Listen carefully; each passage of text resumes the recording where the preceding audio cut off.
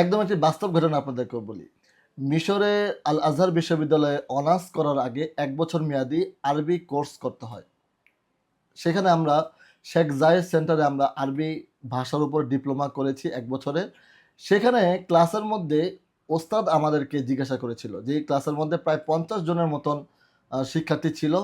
প্রায় ৩০ থেকে ৩৫টি রাষ্ট্রের শিক্ষার্থী সেখানে ছিল। ওস্তাদ জিজ্ঞাসা করলেন, "তোমাদের দেশে কি ঈদে মিলাদুন্নবী পালন হয়? তোমরা কি নবীজি সাল্লাল্লাহু আলাইহি সাল্লামের আগমন উপলক্ষে, মাওলুদুন নবী উপলক্ষে ইহতেফাল করো, কোনো আয়োজন করো?" ওস্তাদ, খোদার কসম আমি বলছি, ওস্তাদ সবাইকে দাঁড়িয়ে, দাঁড়িয়ে জিজ্ঞাসা করলেন।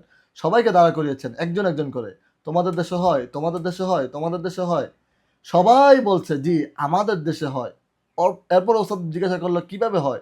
কেউ একেকজন একেকভাবে বলল। কেউ বলল যে এখানে আলোচনা হয়, কেউ বলল এখানে জুলুস হয়, কেউ বলে এখানে আমরা নিজেরা, নিজেরা অনুষ্ঠান করি।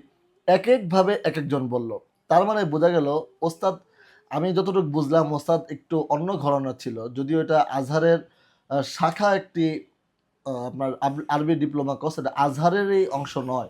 তো ওস্তাদ একটু অন্য ঘরানার ছিল। তিনি ভাবছিলেন, হয়তো তিনি ভেবেছিলেন যে কারো দেশে হয়, কারো দেশে হয় না। কিন্তু না, সেই যত স্টুডেন্ট ছিল Bangladesh, India, Pakistan, Thailand, Indonesia, আফ্রিকার বিভিন্ন দেশ, উগান্ডা সহ বিভিন্ন দেশ, সেখানে সব দেশের প্রায় স্টুডেন্টরা ছিল। তারা বলল, "জি, আমাদের দেশে ঈদে মিলাদুন্নবী সাল্লাল্লাহু আলাইহি সাল্লাম, নবীজি সাল্লাল্লাহু আলাইহি সাল্লাম, মাওলুদুন নবী সাল্লাল্লাহু আলাইহি সাল্লাম উপলক্ষে বিভিন্ন ইহতেফাল হয়।" প্রিয় দর্শক, এখন আপনাদের কাছে প্রশ্ন, যেই অনুষ্ঠানটা পুরো বিশ্বের মুসলমান করে, আয়োজন করে, সেটা কি কখনো বেদাত হতে পারে? আচ্ছা, ধরলাম এটা বেদাতি, নতুন জিনিস। নবীজি সাল্লাল্লাহু আলাইহি সাল্লামের ওই হাদিসটা তাহলে কোথায় যাবে? নবীজি সাল্লাল্লাহু আলাইহি সাল্লাম বললেন, "আমার উম্মত, সমস্ত উম্মত যেটাকে ভালো মনে করে, আল্লাহও সেটাকে ভালো মনে করেন।"